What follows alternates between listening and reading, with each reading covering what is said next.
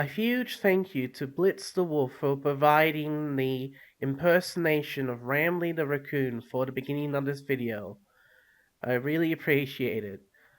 If you'd like to check out his stuff, let me know and I shall put a link to his stuff down below. Enjoy the video, everyone. Hi there, and welcome to Indigo Park, the world's most innovative, engaging family fun experience. Jump into the world of your favorite character. Wait! You're our first guest in 2,920 days, 4 hours, 23 minutes, and 38 seconds. Congratulations! I'm Ramley the Raccoon, and it's my job here to make sure your experience here at Indigo Park is the most fun it can be. Just hop on over to the registration center to your left, where our friendly assistant will help you begin your adventure in the park. If you help bring the park back online, we can have as much fun as you want forever. Won't that be the best, buddy?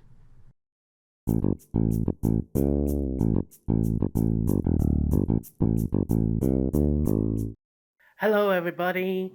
My name is Novel, but you probably know me more as just Parodies Man. That is what I used to be called, but now I'm going by Novel Wright. Welcome to the very first episode of Novel News, where I will be covering ARGs, video games, books, basically anything that I feel needs more attention or that needs more love, and is stuff that I feel like, I have a good personal connection with, or I feel like the project leader has put a lot of effort into.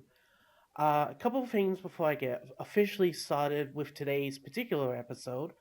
I am not going to do horror. I am not going to do horror genre stuff because there's way too many horror things out there right now, and I honestly feel like the world is already full of uh, scary stuff. And we don't need to. I kind of feel like we don't need to add more to that. So, this is me trying to give good stuff back to the community. And I hope that I'm not the only one that wants to see this happen, that wants to see some actual good, um, happy, somewhat content in the community of YouTube, in the community of Reddit, Twitter, Facebook, that sort of stuff. And we need more positive stuff in our lives. We need more positive messages, more positive attitude towards things, because I feel like as a society we are kind of losing our way of life. I am a little bit preachy and saying that, I guess, but I do feel like we are losing our way of life. That we are focusing so much on the the evil or the cultish or that sort of stuff side of humanity, that we are, we're focusing so much on the backstory of a outright child murderer that keeps coming back for a video game franchise. And in case you probably can't tell, Five Nights at Freddy's, but that whole series has gotten famous because of the horror aspect, but also because there's this ongoing story in regards to this killer, who just keeps on somehow coming back and somehow making things worse for everyone, um, to the point where even in AI, somehow even in AI, he's like, he is somehow affecting that too. So I've probably rambled on a bit too much, uh, and I do hope that you can forgive me for that. But speaking of rambling on, Um, I know I just went on that whole spiel that oh we shouldn't be. I'm not going to be looking at horror games or anything like that, but I would like to talk about a brand new mascot horror game that just came out a few days ago as of recording this. And you probably have seen it. If you haven't, definitely go and check it out. And that is Unique Geese's Indigo Park. This is something that I have had my eye on for quite some time.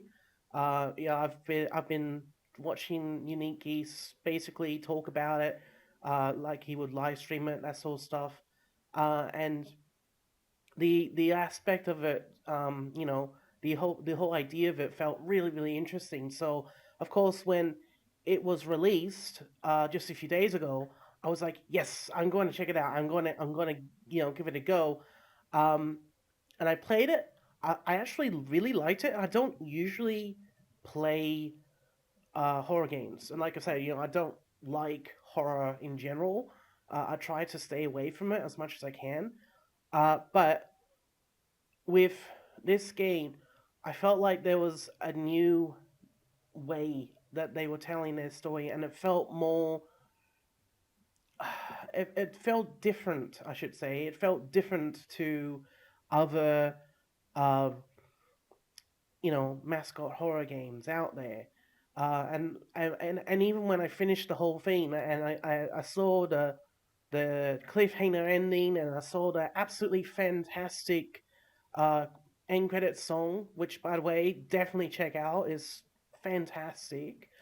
Um, when I finally got to the end of it, I'm just like, there is definitely more going on behind the scenes, and I want to find out more. I actually do want to find out more. Whereas with a game like Five Nights at Freddy's, when you first start it, the concept of it is kind of basic. Like the very first game is, let's be honest, pretty basic. You're in a security office and you're trying to survive being attacked by a whole bunch of animatronics, and you cannot move from your spot for whatever reason. But I never really looked into it because again, I don't really look into horror games that much. They actually make me really upset. um, but this one didn't. This Indigo Park really did not make me upset because I knew the person that was going to do this, Unique Geese, I knew they were going to put in the passion and the time to make this different to other horror games, to other mascot horror games. So I went in with kind of high expectations, I guess. And I thoroughly enjoyed it. I loved every moment of it. There's so much personality in this game, and there's so much to talk about. There's storyline here, there, and everywhere. Um, but that's not what we're talking about today. We are going to talk about my possible theory, a possible theory that I have come up with, going to the evidence that I have compiled over the past few days. We are going to come up with a theory as to what could possibly be going on. Now, I want to absolutely make it perfectly clear from the get go that I am, and this is just a theory. This is just a theory, and that's it, right? It is literally just a theory. If you have your own theory, that's fine. I would love to hear it. Tell me in the comments. Tell me on Reddit or Twitter or whatever. That's perfectly fine. You are entitled to your theories. I am entitled to mine. You are entitled to your opinions. I am entitled to mine. Perfectly fine. So, without further ado, let's have a look at Indigo Park. So, let's start off with a couple of the discoveries that I have compiled. I may have missed a couple of things, um, because even though I've played it like 6 or 7 times now, there's still things that other people have found that I haven't, and do forgive me for that. But um, I'm going at this from the point of view of someone that has gone through the game quite a few times, and this is the evidence I've been able to find out, but also evidence I've seen other people point out as well. So first thing that I discovered is that get when you first get to meet Rambly, we're given two bits of information, right? We're given a date on the computer, which says that it's Saturday the 7th, 20XX, which, by the way, I've always been a little bit confused about. Like, everywhere there's a date, particularly the year, it's 20XX. I could probably understand that for a computer screen of a company that you know has been left for ages on end, but I don't know if I completely agree with it being covered up during that trail cam in the intro sequence. But that's besides the point. Um, so we're given two bits of information. That first is that the date is possibly Saturday the 7th, 20XX, right? Um, and yet, Rambly mentions that it's actually Tuesday. Um, and he also mentions that it's been exactly 8 years or 2,920 days, uh, 20 days since the last person was there, which um, is something I found really interesting because he says that twice. He says that it's Tuesday at least twice, maybe even three times. I'll have to go back and check, but I know for a fact that he does bring up Tuesday being the day that you're there, um, as the actual day. Like, that's the actual day that you're there. Whereas compared to the computer, it said Saturday. So food for thought. It could go either way. It could be that um, Saturday the 7th of 20XX, whatever the date might be, we'll say 2024, just to be on the safe side.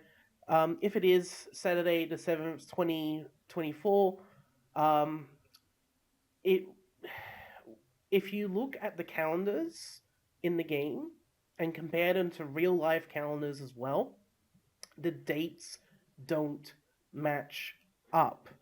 And I'll point out why, because they specifically say October, Saturday 7th, 20XX. So they specifically say that it's October. And if you look in a calendar for this year, October does not have a Saturday occurring on the 7th. In fact, I'm looking at my calendar right now, and this year, October 2024, falls on a Monday. 7th of October 2024, Monday. So it's not taking place in 2024, and it's not taking place on a Saturday in 2024 or Tuesday in 2024. That could mean, potentially, of course, that it's taking place in an earlier year.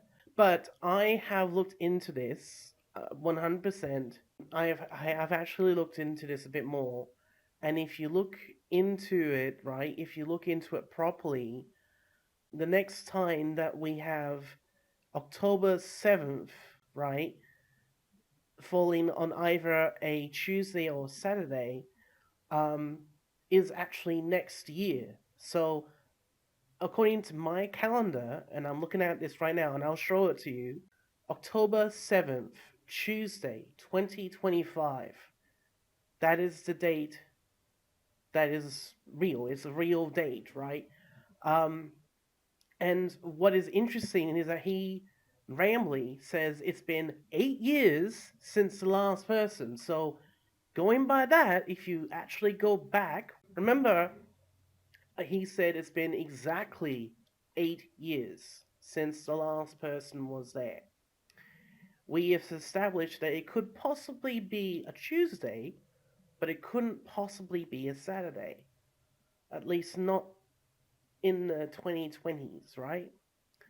So, bearing that in mind, 8 years ago, as of next year, would be October 2017, Saturday the 7th.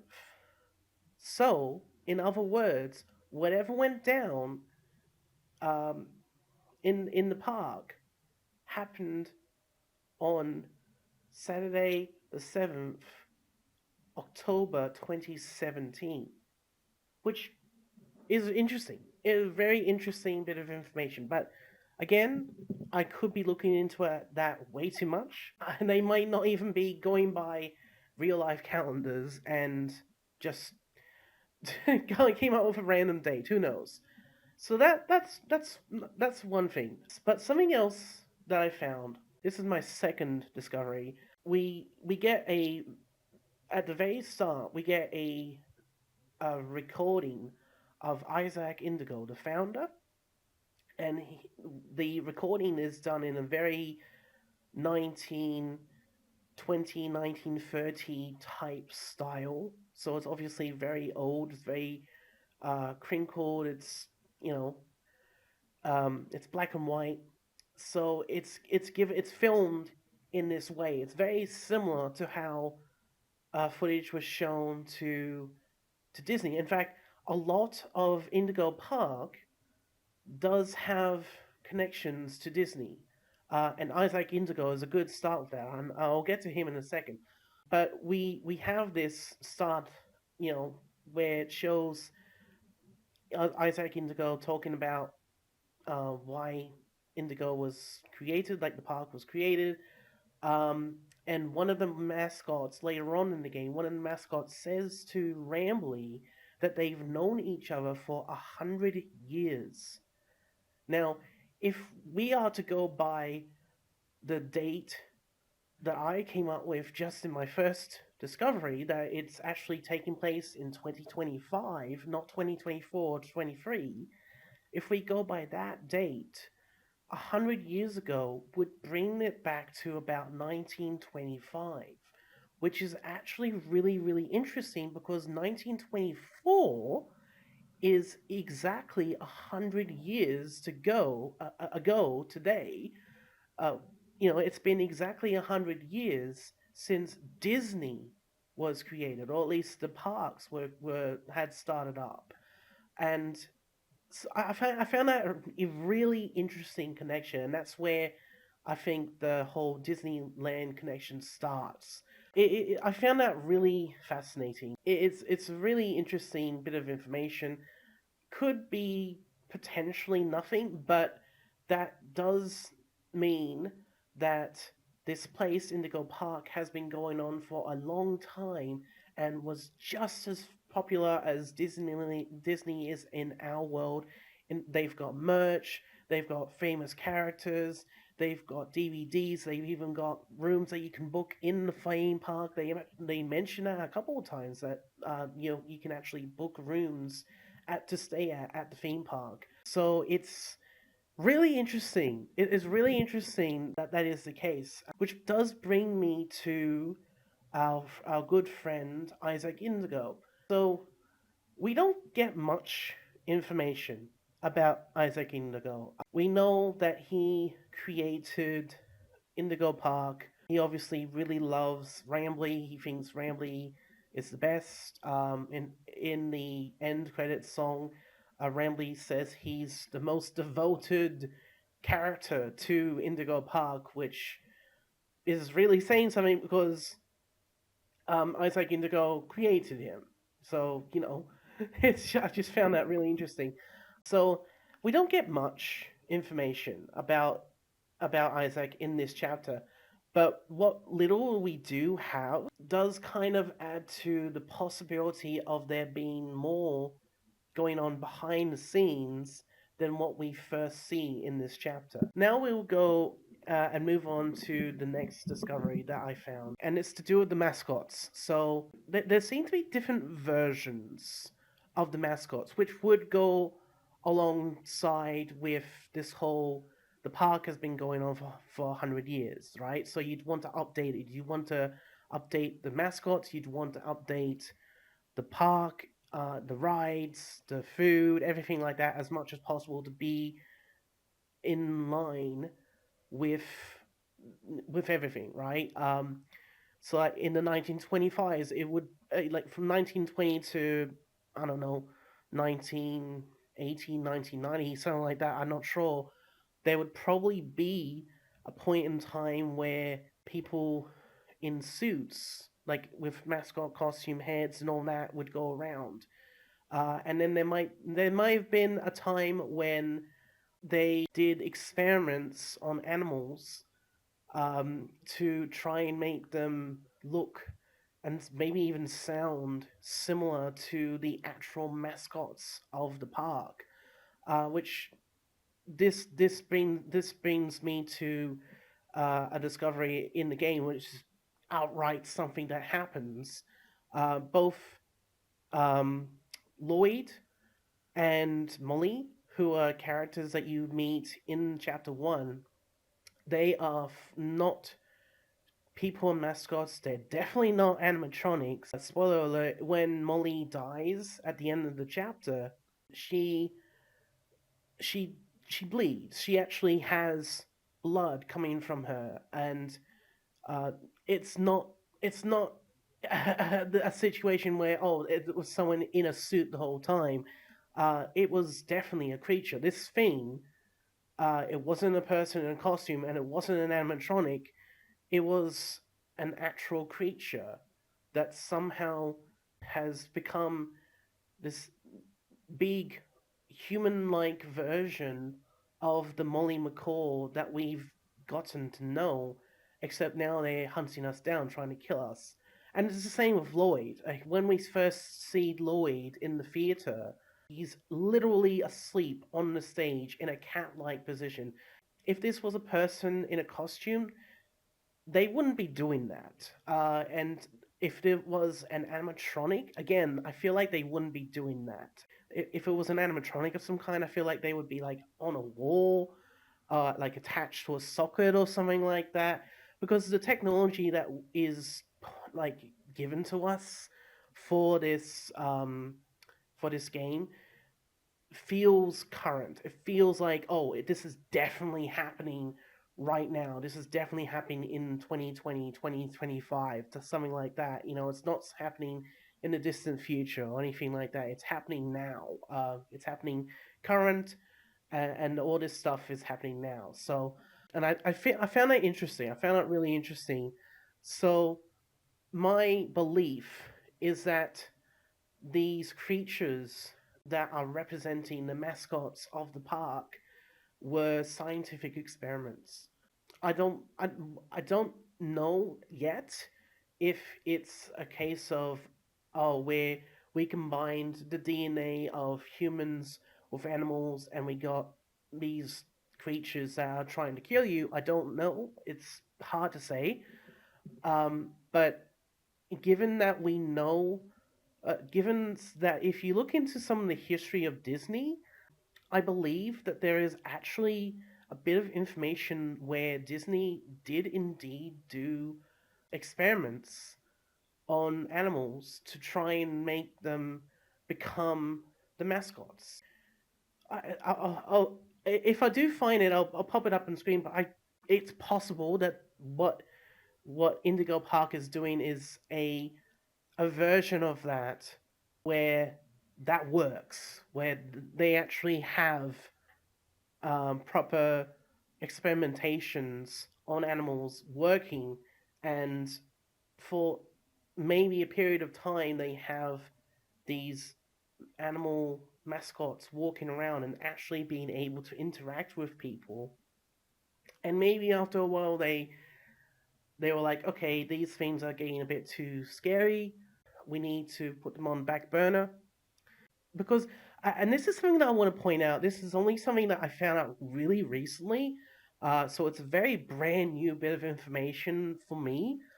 There are two things that you can discover in this game that point to this as being a possibility. One is in the arcade game. You actually are able to play an arcade game.